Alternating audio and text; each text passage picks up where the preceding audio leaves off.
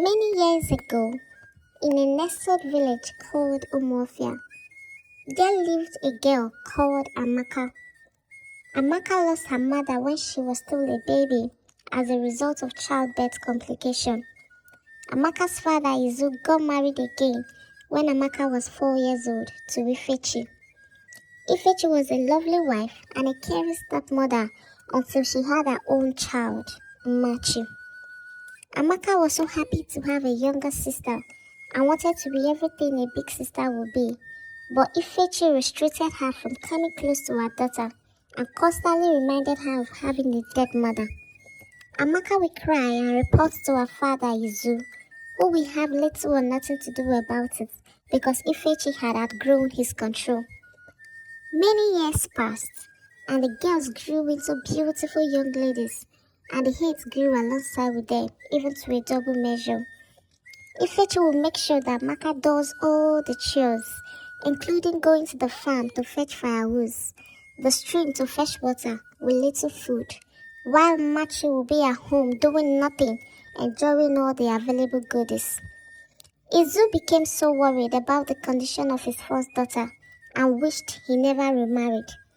He soon developed high blood pressure that eventually claimed his life due to constant worries. Amaka was left in the cold world as an orphan and was treated so badly by Ifechi and Machi.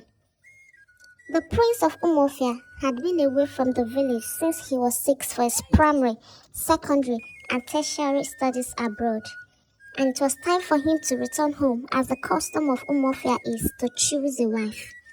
The king's trusted secretary, Emenike, was asked to choose 6 beautiful maidens who will be in the palace when the king returns from a period of 2 months. Emenike selected Machi, Amaka, and 4 other beautiful village maidens. They all started to prepare to make sure that they look good. Who knows, the prince might decide to marry one of them and make her the future queen of Umofia. Some even went as far as sacrificing to their chi to cause them to be favored amongst others. Ifechi decided to pamper Machi's skin so that it can become like a shining glass. She bought different skincare products and made sure she didn't skip any of her routines. Machi will admire herself so well in a mirror because her skin became so fresh as milk, one we can easily describe as the skin is skinning. Amaka was given more work to do and instructed to have her bath once in 2 days so that she will look sick, dry, and unpresentable before the prince for an outright rejection. One of the villagers named Adugo noticed what Ifechi and Machi are doing to Amaka, and she said to them, "Mother and daughter, what you are doing to Amaka is totally wrong and unacceptable. The world is a vicious circle and totally unpredictable. The future of this girl is unknown to you, and it might be brighter than that of your daughter. Please take a U-turn from this maltreatment before it is too late." "God forbid," Ifechi said. "My daughter's future is secured, and Amaka will be nowhere found close to her." Machi said to Adugo, "It is obvious you don't wish me well, so please take your leave right now." "Oh," Adugo answered and said, "May the earth, the trees, and everything around us bear witness that I have warned you." It was one day away to the day the selected girls would move into the palace, and Amaka was totally happy because at last she will be freed from the work for 2 good months, have access to good food and daily bath. Confined within the walls of her room, she made a little prayer and said, with hot tears dropping down her chins, "Oh Lord, I commit those that are pregnant into your hands. May they not die, leaving their children in this cold world. Keep them alive to train their children, and may their children not end up like me, Amaka, who will work morning to night with no food and will only bath once in 2 days. No good clothes, no good shoe, no friend, no father, no mother, just me and my chi." She paused and cried for so long, and then she concluded her prayers with, "Let your will for my life be done as I move into the palace tomorrow." The D-Day came, and Umachi had arranged all her beautiful clothes, jewels, and skincare products in her box, while Amaka had no box or good clothes to carry along. So she made up her mind to go with the one she had on, as the only thing important to her was to leave the house. Immediately she came out to join Umachi. Ifechi ordered her inside. For the very first time, Amaka questioned her orders and asked why. Ifechi responded by giving her a very hot slap. So you want to move into the palace to tell them that you work from morning to night without being fed, and also wear only one dress to make it look like I don't care? Eh? You witch. Amaka said, Mother, please. Eh? Ifechi interrupted. I am not your mother. Your lazy and weak mother is in the grave. If you have anything to say to your mother, then locate her grave. She then turned to her daughter Machi and said, when they ask you over Amaka in the palace, just tell them, she said, the king, the priest, the elders and the people of Umofia should all go to hell, that she is not interested in the offer. Machi said to Amaka, oh, poor girl, try and have a mother in your next life. She then carried her box and journeyed to the palace. Amaka's hope of leaving the house became dashed, and for the first time, she felt like ending it all at the spot. But she couldn't lay her hand on anything to execute her thoughts. Just within that moment, Adugo appeared in the scene and asked what happened. Ifechi said, nothing happened, madam. Go to your house, Amebo. Adugo then turned to Amaka and asked what she was still doing in the house, still not dressed, while her maid had arrived at the palace. Amaka summoned the courage and told Adugo how she had been told to sit down by her stepmother, and how she had been working from morning to night with little or no food to eat, and how she has also instructed her to bathe once in 2 days, and how what she is putting on is the best of all her clothes. Adugo turned to Ifechi and said, woman, where is your conscience? You were supposed to be a pillar of support, a guide and a mother to this young girl whom life has been so unfair to, but you decided to be her nightmare. How do you sleep at night knowing that you are under the same roof with someone who hasn't eaten or bathed? How? Ifechi, your fellow woman's child? At this time, Amaka was so broken and she said to Adugo, please ma, how can I die now? Because I can't continue living in this miserable world. Don't say that again, Adugo said. You are a child of destiny, and no matter what Ifechi and Machi her daughter do, you must fulfill your destiny. She then turned to Ifechi and said, if you don't allow her go this moment, I will personally go and report you to the king. And Machi, your daughter, will be evicted, and both of you will be severely punished. Ifechi was stripped of all options than to let Amaka join the other maidens in the palace. Adugo took her first to her house, made sure she had a thorough bath, ate, and gave her a few of her daughter's clothes. Amaka was so grateful, and she made her way to the palace. On getting to the palace, the gate has been shut, and Amaka knocked at the gate carefully. The gatekeeper opened the gate and questioned her. Please don't send me away, she said. My stepmother tried to stop me, but somehow God came through for me. The gatekeeper said, just hold on, because the king already met with the other guests, and if he sees you later in their midst, I will be severely punished. Just give me a few seconds to go discuss with him. The gatekeeper got to the king and said, Your Highness, there is a maiden at the gate.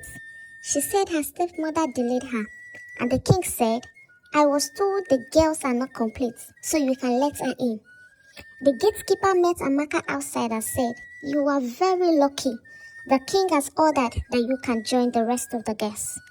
Amaka was grateful to God, at least to be saved from her stepmother's trouble. The king has ordered that the girls be two in a room, so Amaka was made to join Zara. She was so happy to finally find a home outside the lion's den she was born into. A meeting was called for the girls to introduce themselves to the palace maids, and a match started. Thereafter, Zara, Ogechi, Amara, Ijoma, and finally Amaka. The king didn't disclose the reason he wanted them to be two in a room, so he quietly and secretly installed cameras in their rooms and strategic places in the palace. 1 week passed, and the girls all behaved well. However, their real character was brought into light from the second week. During their morning routine, Amaka performed excellently well because she's used to working alone.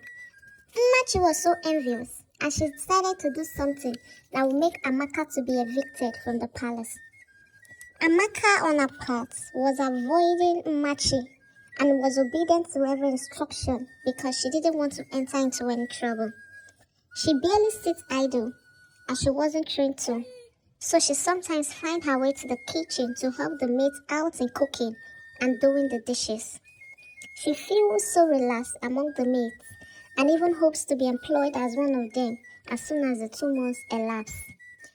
Ogechi was so troublesome in the palace and claimed the position she hasn't attained. While Ijoma was busy sleeping with one of the palace guards, and she soon became pregnant and was evicted out of the palace. Machi's mother, Ifechi, prepared a charm which she smuggled into the palace the day the prince returned, with a written note on how Machi should apply it. Machi rubbed it on her tongue the next morning, went in and greeted the prince in his room, and immediately she said, "Good morning, my prince." The prince was charmed and lost every sense of his decency.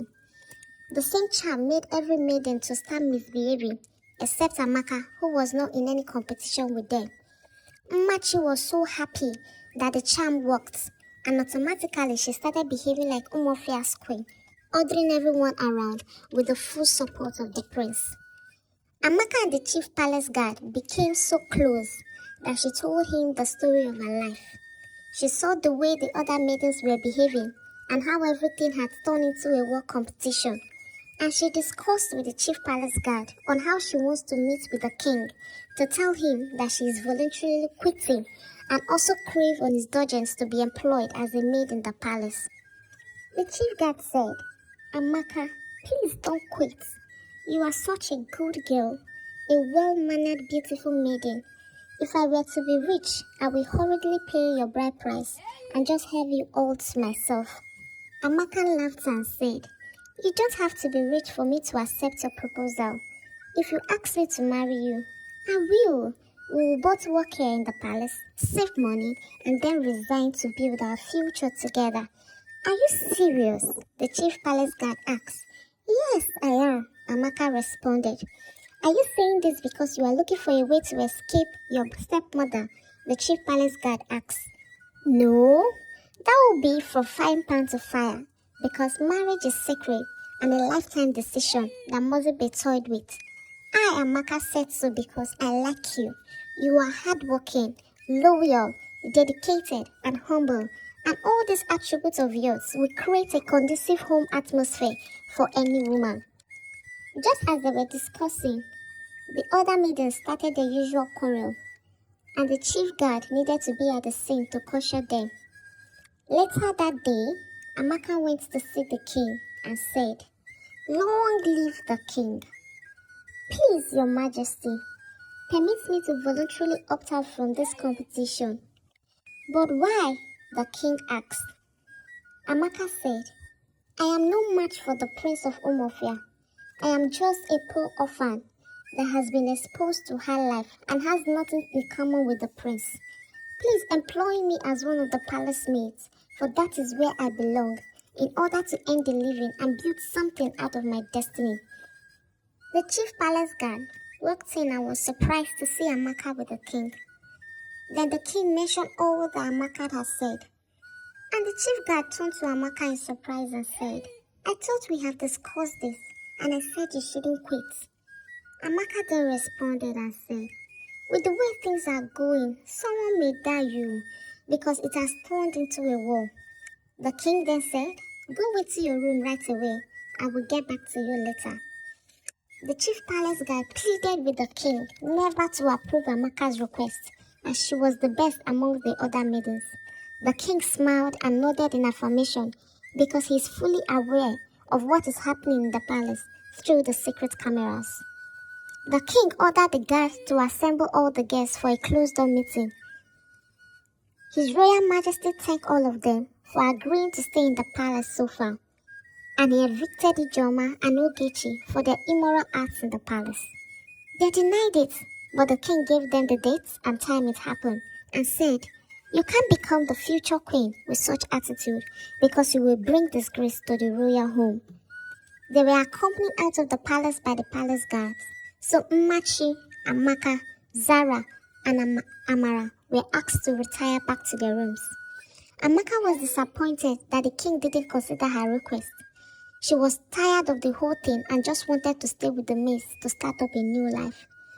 Ifechi sneaked into the palace and found her daughter by the corner of the palace, unaware that they were monitored by a camera. She asked, "Mmachi, my daughter, is the charm working?" "Ah!" Mmachi exclaimed. "It is working fire." She told her mother how she had been acting as the queen of Umuofia with the prince fully in support of her actions, and how she has been servicing the prince's bed almost every night. Ifechi, her mother, then said, "So you mean I should go home and start practicing on how to be the future queen's mother?" "Yes, oh, Mama," Mmachi answered. They laughed, and Mmachi said, "That girl Amaka will experience hell on earth, and she will be my personal maid when I finally become the queen."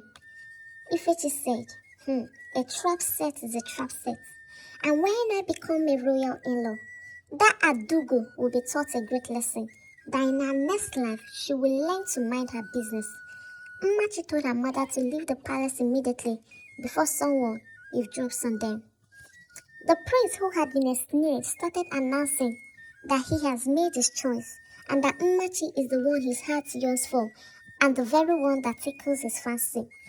Amaka couldn't wait for the last day. She simply came up with an idea to beg the chief guard to allow her do the cooking for the remaining days she'll be spending there. She felt the king will automatically consider her request when he eats from her meal.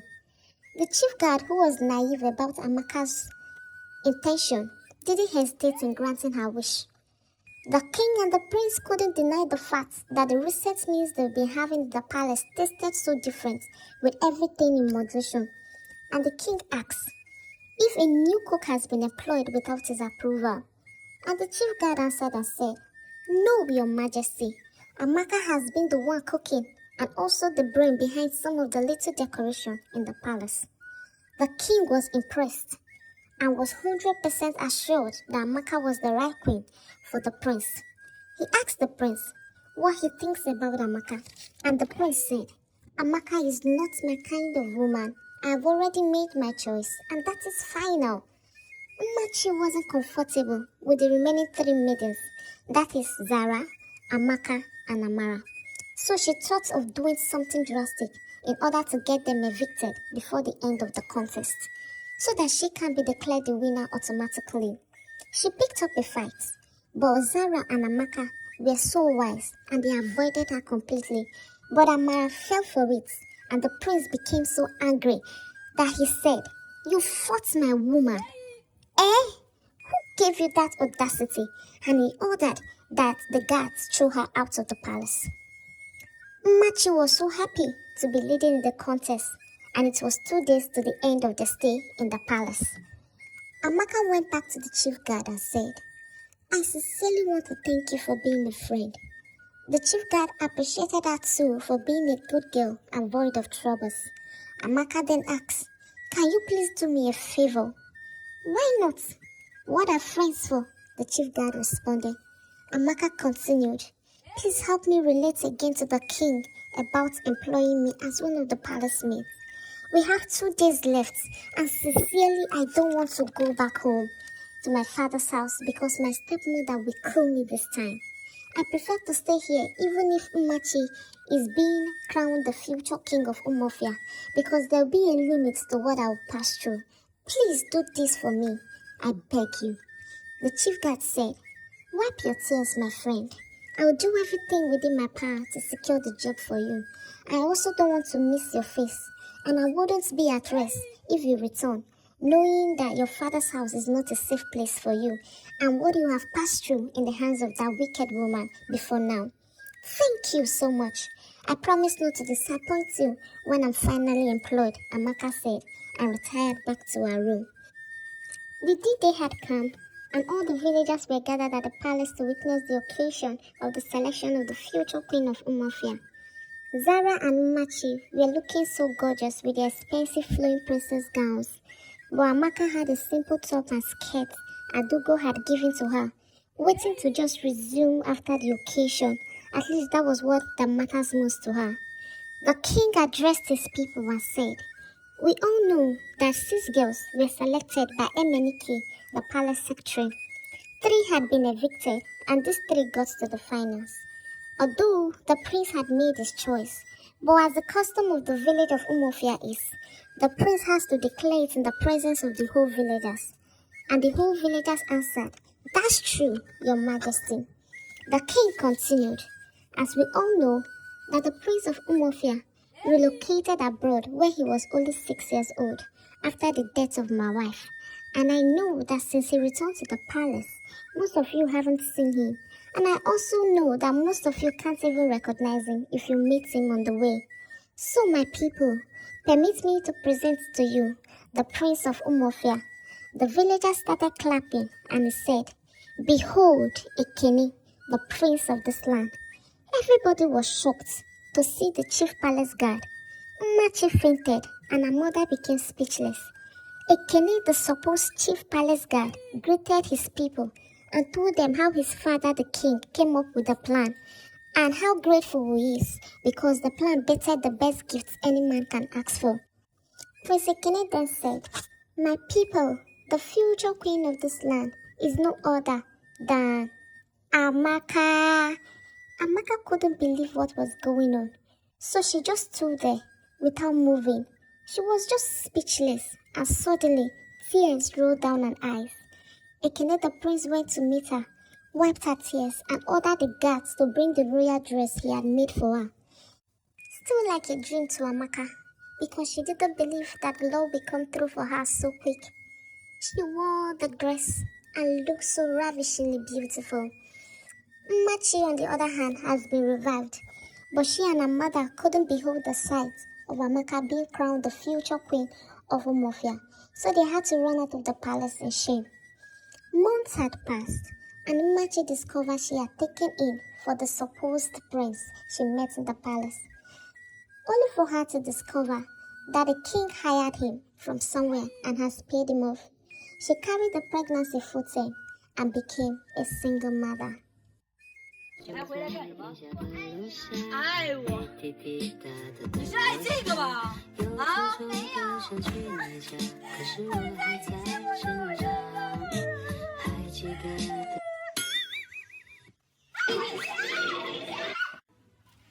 多多回来帮我抬下伞。好。来吧。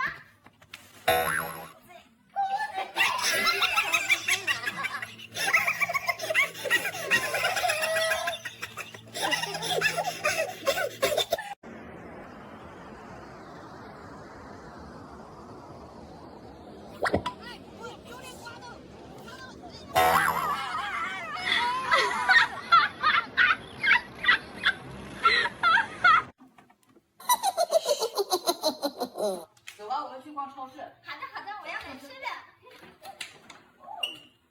走了，坐好了。好。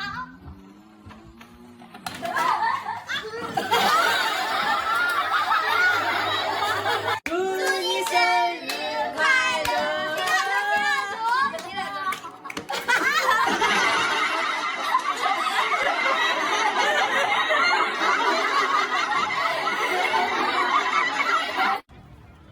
叫我回家。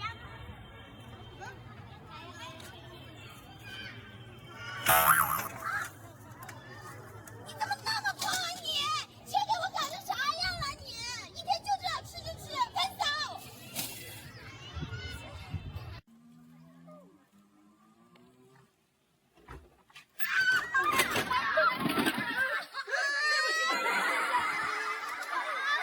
你没事吧？你要逼了你！没事吧？没事。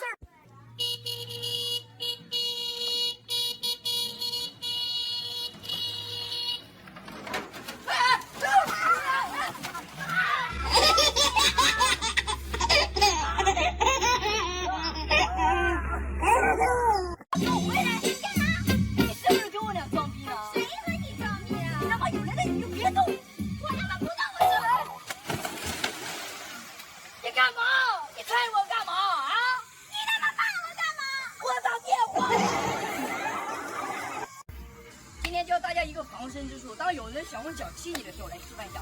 脚，好，好，我们来一点快点的路。走。啊！你他妈关套路出来啊！